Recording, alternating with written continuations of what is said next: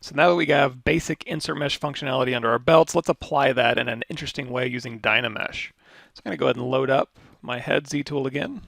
Let's go ahead and turn off polypaint, little colorize icon right there. Let's go back to BI brush insert primitives, hit the M key or go up here if you want to, and I'm just going to grab a cylinder again. And we can just drag out on our cylinder. And another thing I need to mention is when you drag this out, you're going to see it's going to drag out a cylinder. However, you drag out and back, it's going to drag out, it'll kind of thin your cylinder out. And of course, if you hold down Control when you drag, it's going to snap it to your brush size. So it'll make it all the same size if you want. And remember, dynamic plays a role in that too if you missed that video. So anyway, let's go ahead and undo that. Let's go ahead and go right here on the head. We're going to insert a cylinder. We're going to hit W. We're going to position this, however you want to. Just to kind of put in, we'll put in like a docking station for wires or something in here. Now, if I control drag, and you're going to see the head has Dynamesh turned on. So if I control drag, you're going to see it's going to unmask everything. And because I have groups turned off, if I control drag again, it's going to merge these two objects together. So now I can go back in here and I can sculpt right across this. And we've basically, we can hold down Shift and we can smooth. And we basically added little ports on here. So I can go in here with my clay brush and I can punch this in and we can just add wires coming out of here. Alternatively, if I undo that, if we go back to brush insert primitives and then hit M again, we'll go back to cylinder. If you drag out a primitive, but you hold down Alt when you drag it out, that's going to do a negative insert mesh brush primitive.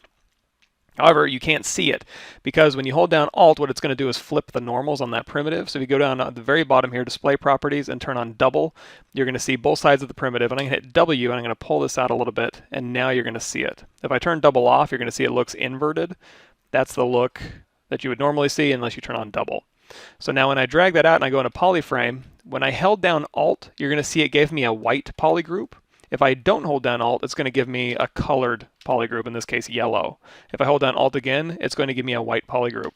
So white polygroup means subtractive Dynamesh. So if we go back here, we have Dynamesh turned on, we control drag again, it's going to subtract that shape out. One more time, just to recap, brush insert primitives. Let's go ahead and grab a sphere this time. We'll drag a sphere on here. We'll go ahead and position this in. You can also use your depth. As you mentioned in other previous videos, you can control drag one more time. And now this time we're going to hold down Alt, position this out, control drag again, and now it's going to cut. Now we're comfortable enough with subtools here. So what I'm going to do is I'm going to take my undo slider. We'll undo back to where we were. Another option to this is if you have our insert mesh brush selected, we have cylinder selected, we can drag this out. Oops. Let's go ahead and select that cylinder here.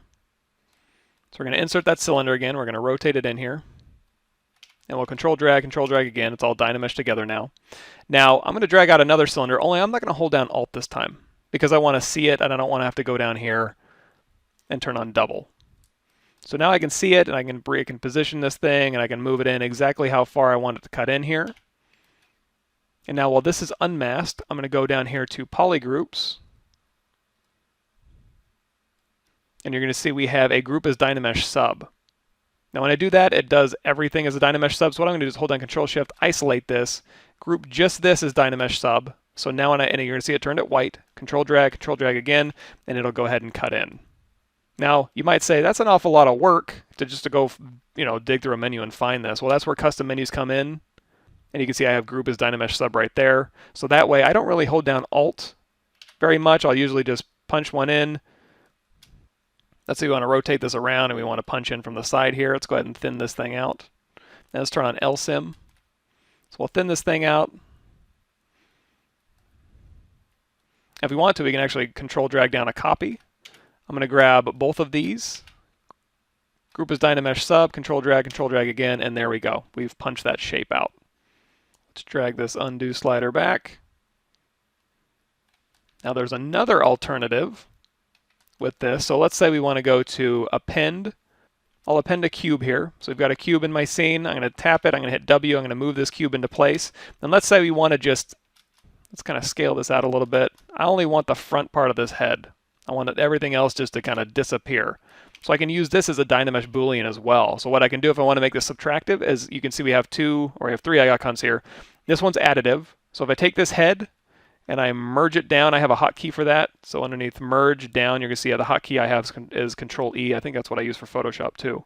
So I can merge this down, Control drag, and because the top subtool, which was the head, had Dynamesh on, when I merged them down, the bottom subtool inherited those Dynamesh properties. So now this is additive Dynamesh together.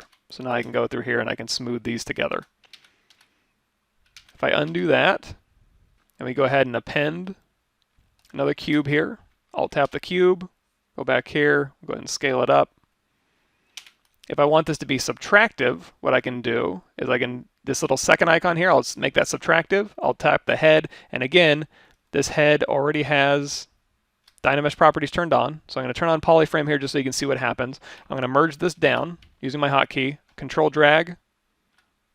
And even though this one was white, it is just a little misleading. It's going to keep that around, and it's going to subtract the box. So that's a couple different ways you can use Dynamesh in conjunction with either insert mesh brushes, and like I mentioned, or I should mention, if I go in here, let's go brush insert mesh primitives.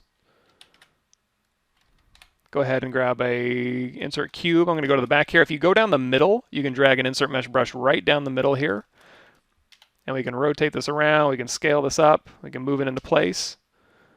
And again, if you want to, you can go ahead and do, under your split menu, you can split mask points. And in fact, let's do that again. So this right here was unmasked. Instead of doing split mask points, I'm going to do split unmasked points. And what that's going to do is put this cube on the bottom here so I don't have to go and rearrange these subtools. So now I can take this head, this cube, make it subtractive, merge it down, and there we go. So you can use insert mesh brushes and then split them off in the subtools and then merge them and subtract them, or you can hold down Alt, or you can group as Dynamesh sub. So a lot of different ways you can use to pull subtractive objects out of your mesh.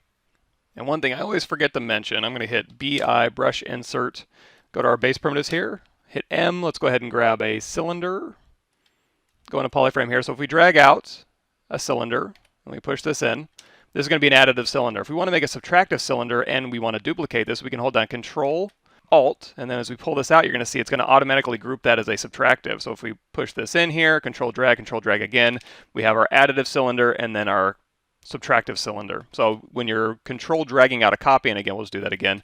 If you Control drag out a copy, that's going to make it additive. Control Alt dragging out a copy will make it subtractive. One more little addendum here. I'm going to go ahead and go to BI brush insert primitives, hit M, grab my cylinder here, and I have polyframe on. So when I drag this out, you're going to see I'm dragging out a colored cylinder. It has a blue poly paint on it. So if I hit W and I hold down Control and drag it out, I can drag out a copy, and then of course I can scale this down. And these are all going to be additive. So if I hold down Control drag again, they're just going to be added together. Now, if I go in here to BI brush insert, grab my primitive, and this time we'll just grab a sphere. We'll drag this on. We'll hit W and move this in. If I hit W and then hold down Control Alt and pull out, you're going to see it's going to pull out a subtractive mesh. So that's just an easy way to go ahead and get a subtractive mesh polygroup on here. Then we can Control drag again, and we'll have our additive and subtractive polygroup there.